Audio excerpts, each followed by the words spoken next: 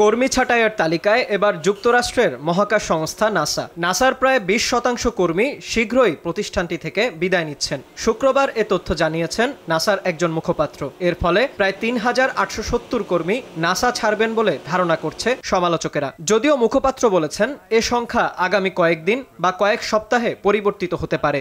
এসব কর্মী নাসা ছাড়লে সংস্থাটি থেকে প্রায় 14,000 কর্মী ছাঁটাই হবে বলে জানিয়েছে সংস্থাটির মুখপাত্র। আন্তর্জাতিক সংবাদ মাধ্যম পলিটিকোর বরাতে দ্য গার্ডিয়ান এক প্রতিবেদনে বলে, নাসার কর্মীদের মধ্যে অন্তত 2600 জনের চাকরি হারানোর পেছনে রয়েছেন ট্রাম্পের সাবেক ঘনিষ্ঠ মিত্র ধনকুবের ইলন মাস্ক। তিনি সরকারি খরচ কমানোর উদ্দেশ্যে গঠিত নতুন সরকারি দক্ষতা বিভাগে দায়িত্ব পালনকালে এসব কর্মীকে ছাঁটাইয়ের সিদ্ধান্ত নেন, যদিও পরে নিজেই এই বিভাগ থেকে সরে দাঁড়ান।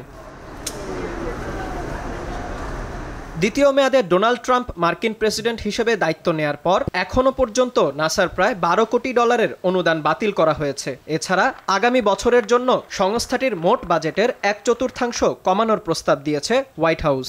আন্তর্জাতিক অনেক মহাকাশ মিশন বাতিলের পাশাপাশি 2026 সালে নাসার বিজ্ঞান বাজেটের প্রায় অর্ধেক কাটা পড়ার আশঙ্কা তৈরি হয়েছে।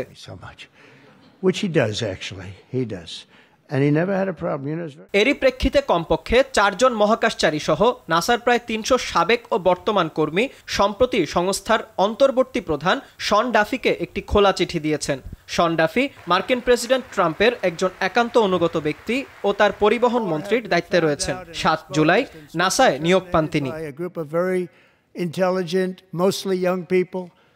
মহাকাশ অভিযানে প্রাণ হারানো 17 নভোচারীকে এ চিঠি উৎসর্গ করা হয়। এতে সতর্ক করে বলা হয়, যদি নাসার বিজ্ঞান গবেষণার অনুদান, কর্মী সংখ্যা ও আন্তর্জাতিক মিশনের ওপর প্রস্তাবিত বাজেট কাটছাটের সিদ্ধান্ত বাস্তবায়ন হয়, তবে এর পরিণতি ভয়ানক হতে পারে। চিঠিতে আরও বলা হয়েছে, নাসায় বড় কোনো পরিবর্তন আনলে তা ধীরে ও পরিকল্পিতভাবেই হওয়া উচিত। এর ফলে ঝুঁকিগুলো ভালোভাবে নিয়ন্ত্রণ করা যাবে। কিন্তু গেল 6 মাসে যেভাবে দ্রুত ও অপ্রয়োজনীয় পরিবর্তন আনা হয়েছে তা নাসার মিশনকে দুর্বল করে দিয়েছে। সেই সঙ্গে নাসার কর্মীদের ওপরেও ভয়াবহ প্রভাব ফেলেছে বলে উল্লেখ করা হয় চিঠিতে।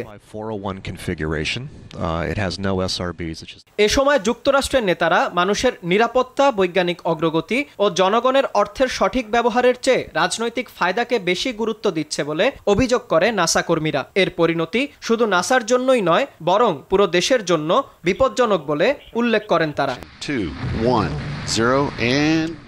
বিনিয়ামিন, RTV।